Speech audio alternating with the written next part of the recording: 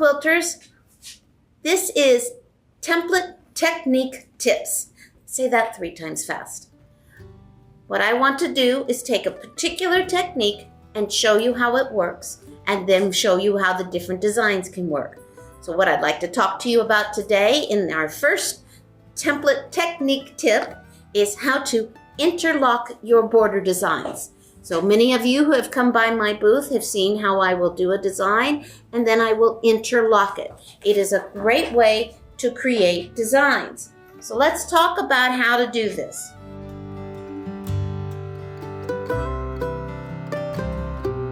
For that, I'm going to use my favorite tool, the pointed leaf oval.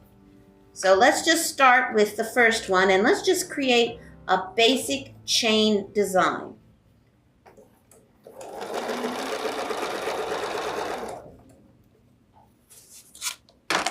And this, the start of any interlocked border design, you start with the first design that you're going to do, the first border design you do. So for this case, I'm creating a chain of pointed ovals or pointed leaves, whichever one you prefer to call this.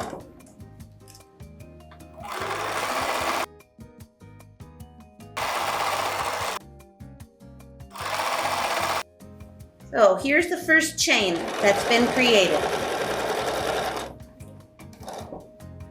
As with all designs, if you are going to interlock it, you are going to drop your design down halfway down the first design. This is my first design. So I am going to lock in my stitch, raise my needle, go down halfway, and drop my needle again. This is essentially creating a jump stitch.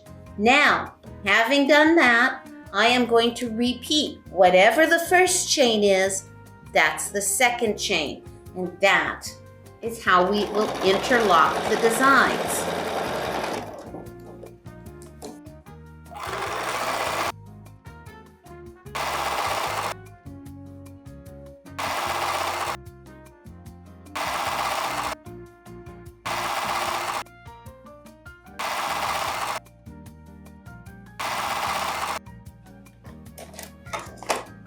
Once you have your design completed, you're going to go in and you're going to cut your jump stitch.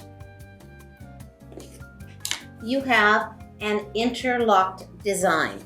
See how simple and easy what was? This is a nice enough design, but do you see how more intricate this design looks?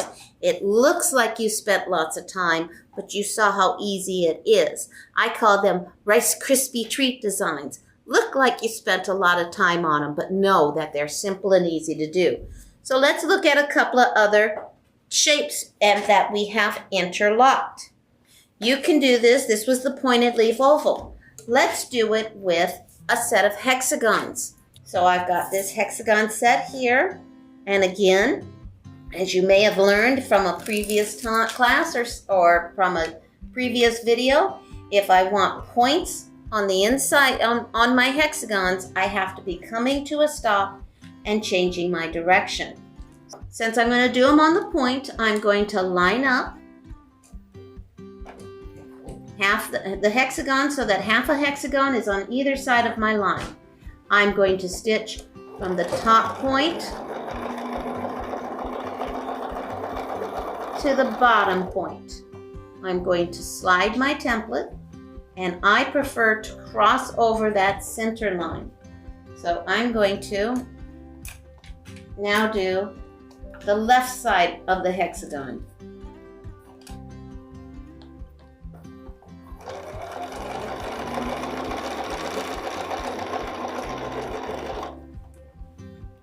So whatever chain or border design you do the first border design completely first.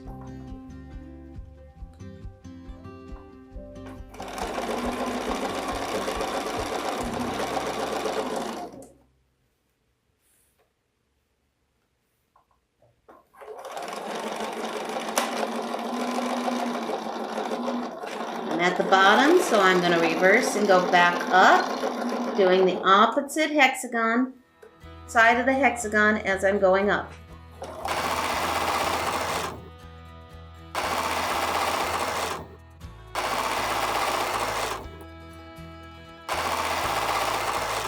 I'm at the top of my hexagon. So again, top of my border design. Nice enough border, but now let's make it look more intricate. So we're going to raise the needle, go down halfway, drop our needle and lock our stitches, and repeat the design. I'm only going to do half. Oops. I'm only going to do 2 of these so you can see the difference between an interlock design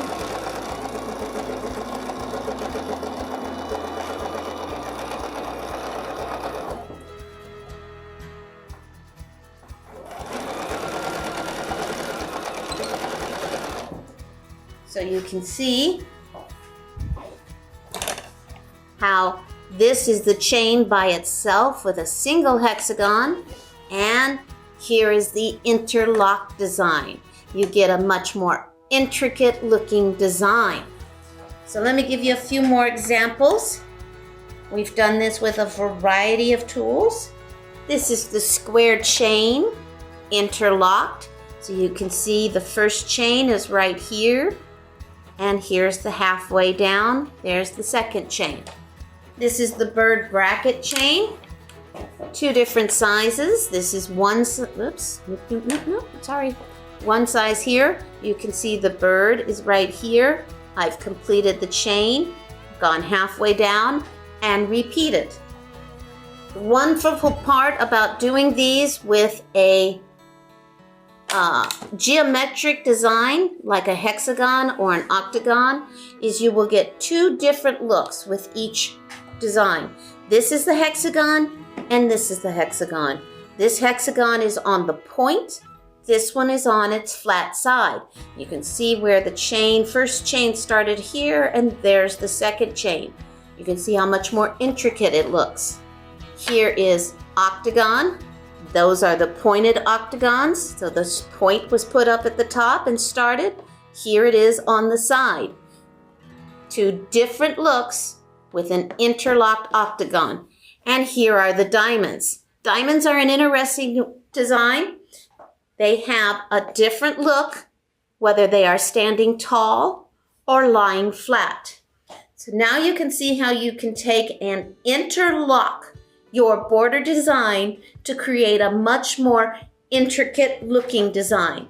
I encourage you to try all kinds of different designs and interlock your borders to see what you can find. I hope you enjoyed this template technique tip. Let us know what else you'd like to hear. Happy quilting!